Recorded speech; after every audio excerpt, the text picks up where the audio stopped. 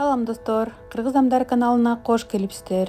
Достор, биз бүгүн аябай даамдуу тооктун этин духовкада бышырдык. Эгерде кызык болсо, анда видеонун аягына чейин мени менен чогуу болуңуздар.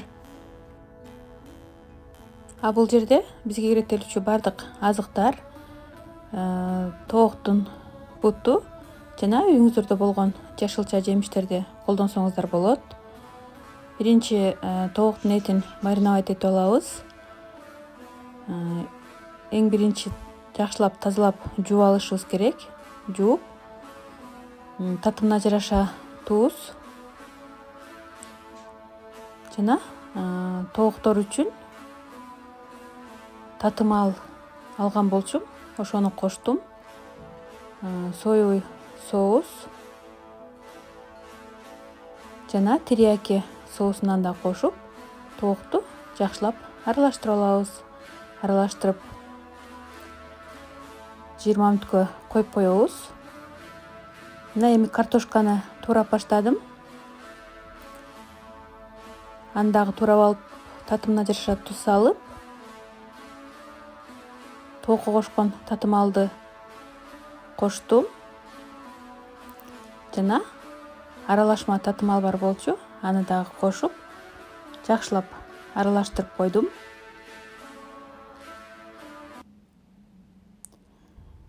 Эми брокколини дагы ошентип татымына жараша туз, терияки соусун кошуп, жана азыраак май жана аралашма татымалдан кошуп, аны дагы аралаштырып койдум. Бул жерде менде тоңдурулган майда сабиз бар болчу. Аны дагы колдонуп жатам. Аны дагы ушинтип аралаштырып койдум. Стручковый фасолду дагы ушундай кылып аралаштырып коюп койдум. Бардыгы 15 мүнөт турду. Мына эми биз противенге тизип баштайбыз.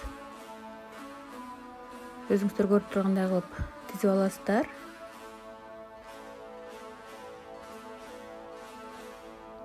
Эми тооктун бутун мына ушундай кылып илип чыгабыз. Бул дагы духовканын сеткасы. Мынакей достор, ушинтип илип алдым. Эми духовкага ушинтип салып 180 градуста 45-50 мүнөттө бышырып алабыз. Мынакей достор, биздин тоокторубуз дагы даяр. Тооктун майы, картошка бардыгына түшүп, аябай сонун болуп бышты. Эми идишке салып, менде гарнирге гречка же өзүңүздөр кааласаңыздар макарон, кааласаңыздар гүрүч кылсаңыздар болот. Аябай даамдуу болду. Достор, эгерде рецепт жакса, анда сиздерден комментарий жана лайктарды күтүп каламын.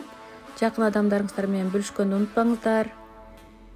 Видеонун аягына чейин көрүп, мени менен чогуу болгонуңуздар үчүн чоң рахмат. Кийинки видеолордо көрүшкөнгө чейин жакшы калыңыздар.